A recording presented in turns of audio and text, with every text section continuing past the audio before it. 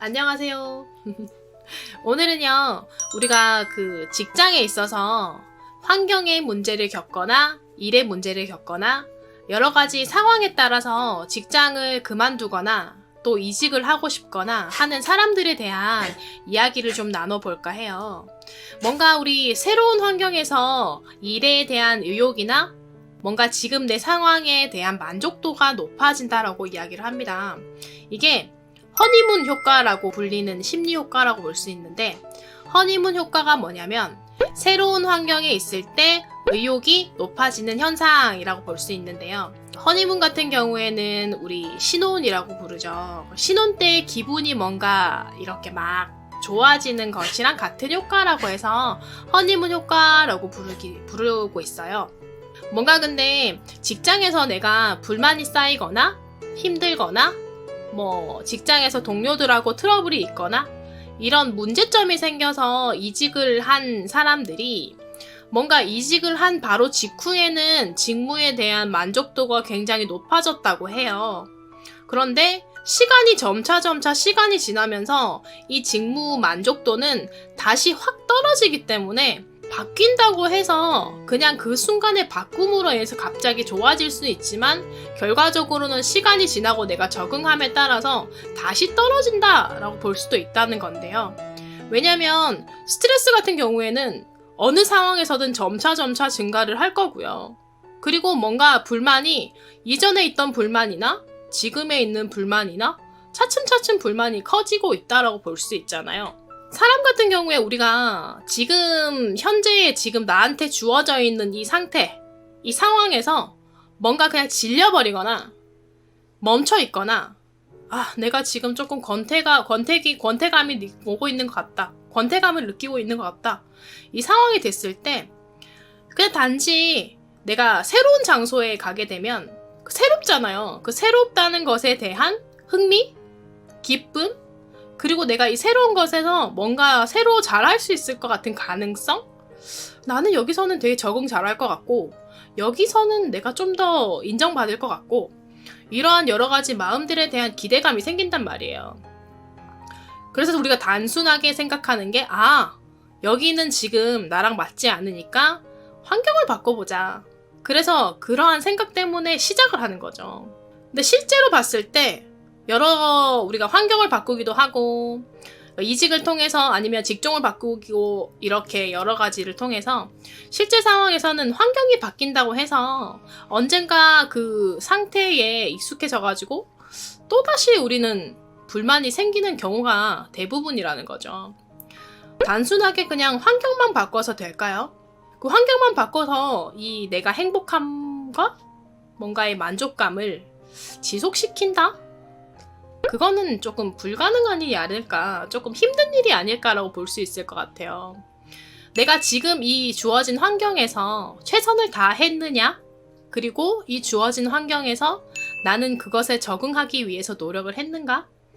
이것 또한 중요한 포인트가 될 수 있을 것 같은데, 환경을 바꾼다고 해도 내 스스로가 변화하지 않고 노력하지 않고 그냥 그 모습 그대로 나는 같은 것을 반복하고 있다면, 만약에 꼭 환경을 바꿔야 되겠다라는 생각을 하신다면 지금까지 했던 것들 그 이상으로 노력을 해야 된다라는 그 각오가 필요할 것 같아요. 그러니까 최근에 우리가 직장인들이 이직을 많이 해요.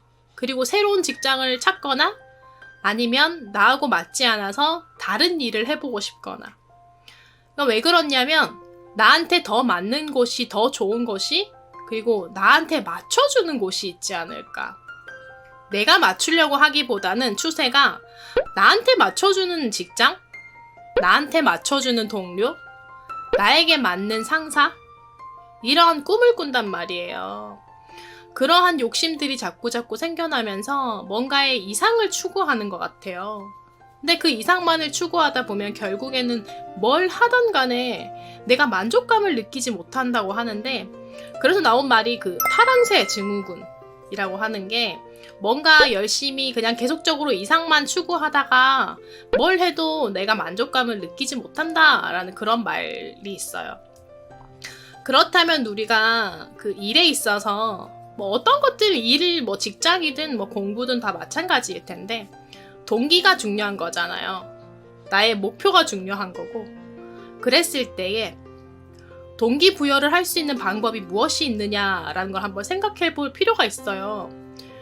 최소한 지금 내가 하고 있는 일에 대한 내 상황에 대한 만족감을 가지고 있어야 더 하고 싶다? 이 일을 내가 더 잘할 수 있을 것 같다라는 그런 생각을 하게 되는 거잖아요. 그게 외적으로 보고 또 내적으로 볼 수 있어요. 그게 외적인 거는 뭔가 외부에 대한 상황에 대한 동기예요.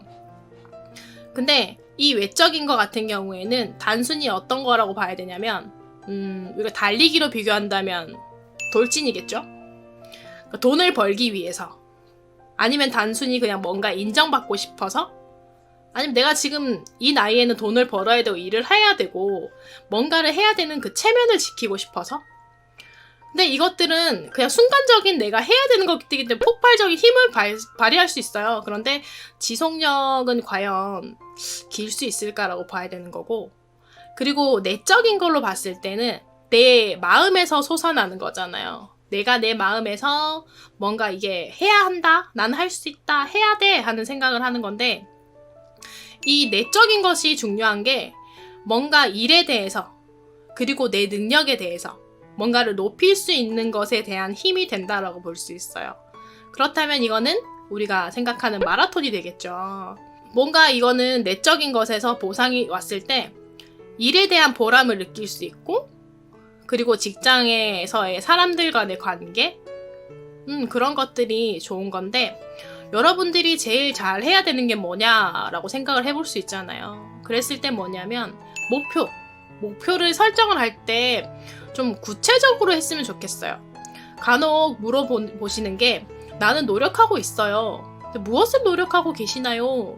최선을 다하고 있어요. 하고 말씀을 하시는데 그럴 때는 무조건 노력하자가 아니라 뭔가를 구체적으로 예를 들어서 매상의 목표가 뭐 이만큼이다.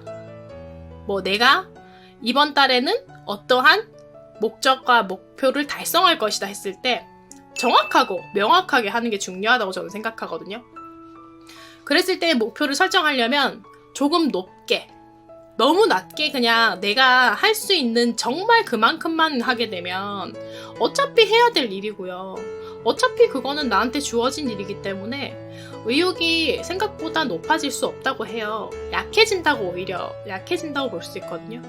그러면 너무 낮게 되면 성취감이 없잖아요. 내가 뭔가 뿌듯함을 느끼고 싶은데 그냥 이번 달도 나는 그냥 저냥 잘했는지 못했는지 모르겠지만 한 달을 버텼구나.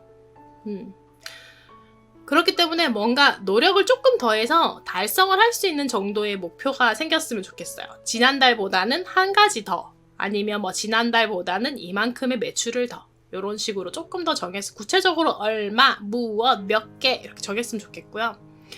그리고 다른 사람이 정해주는 목표 말고 내 스스로가 정하는 나만의 목표를 세우는 것 또한 중요한 것 같아요.